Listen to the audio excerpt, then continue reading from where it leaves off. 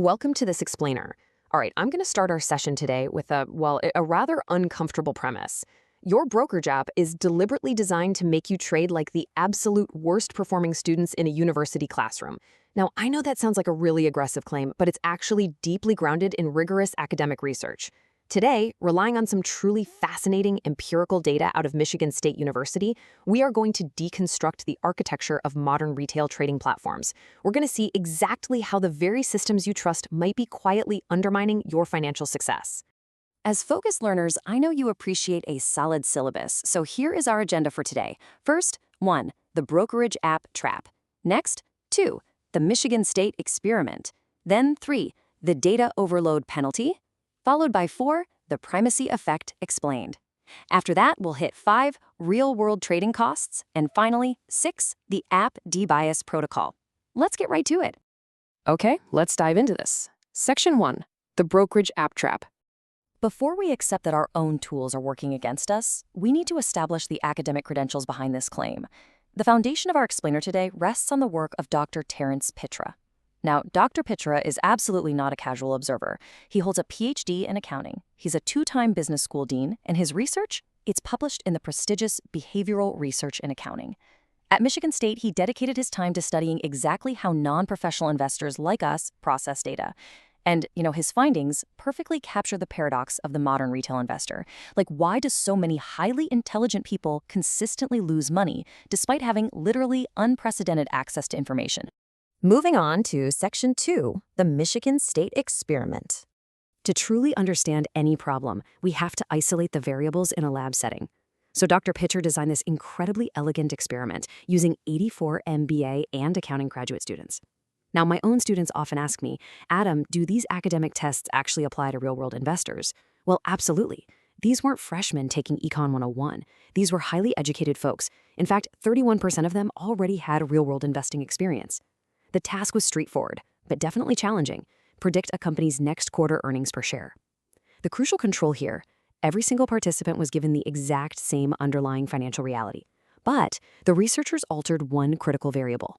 And this brilliantly illustrates the core of the study. That one variable was frequency. We had 2 distinct groups. On one side, the quarterly group. They saw the company's historical data presented quarterly, a clean, concise 12 data points. On the other side, the weekly group. They were given the exact same total information, but it was broken down week by week.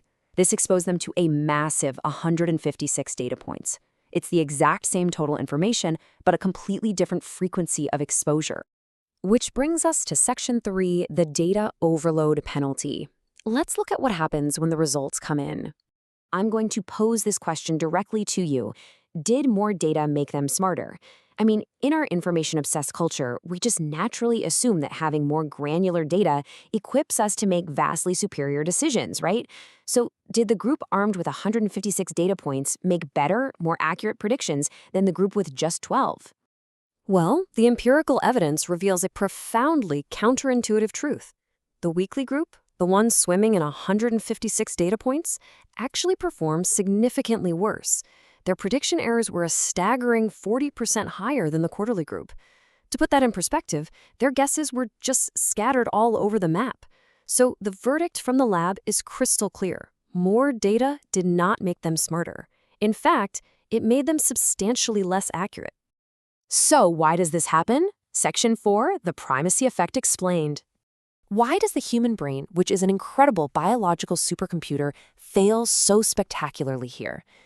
The answer lies in a psychological mechanism known as the primacy effect. Simply put, this is a cognitive bias where your brain naturally anchors on the oldest information it receives first. Think of it this way. When that weekly group processed 156 weeks of data, their brains simply got exhausted. They anchored heavily on those early numbers, overweighting history and severely underweighting the recent vital data. On the flip side, the quarterly group easily digested their 12 points. This allowed them to spot crucial seasonal earnings patterns that the overloaded group literally completely missed. Section 5, real-world trading costs. All right, it's time to pivot forcefully from the controlled environment of the university lab to, well, the device sitting right there in your pocket. Think about your favorite brokerage app, say Robinhood, for example. You've got daily profit and loss tracking, intraday charts that look like a jittery heart monitor, and push alerts buzzing your phone more often than a teenager's group chat. These modern apps are purposefully placing you squarely in the failing weekly group from our lab experiment. By flooding you with high-frequency data, the app is actually forcing the primacy effect upon you. You have to remember, your app's interface is engineered for maximum user engagement, not for your predictive accuracy. And the cascading consequences of this design? They're entirely predictable. As we just proved in the lab, more data leads directly to worse predictions. And in the real world, what happens when you make bad predictions and start feeling uncertain? You trade more often to try and fix it. Ultimately, more trades lead to more behavioral mistakes, higher trading fees, and a much heavier tax burden. Your app profits every single time you engage. But just like the students in the lab, you lose out when you look too often. Section 6. The app de-bias protocol. Now, we don't just diagnose problems in this explainer, we solve them. Let's fix your portfolio environment. Dr. Pitre's findings translate into a really simple 3-step checklist to help you replicate that winning quarterly condition. Step 1. Go into your app settings and turn off the daily profit and loss view. Just stop watching the paint dry, okay? Step 2. Set your news and stock alerts to quarterly earnings only. That's going to silence the intraday noise. And step 3, when you're evaluating a stock, only look at the last 8 quarters of data, not the last 156 weeks. By deliberately restricting your data intake, you are actively shielding your brain from the primacy effect.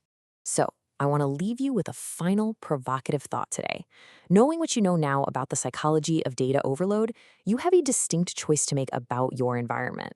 Will you keep trading to feed your app's engagement metrics, or will you restructure your tools and start investing for your own accuracy? The research is clear, the protocol is set, and honestly, the rest is up to you. Thanks for joining me for this explainer, and remember, stay focused out there.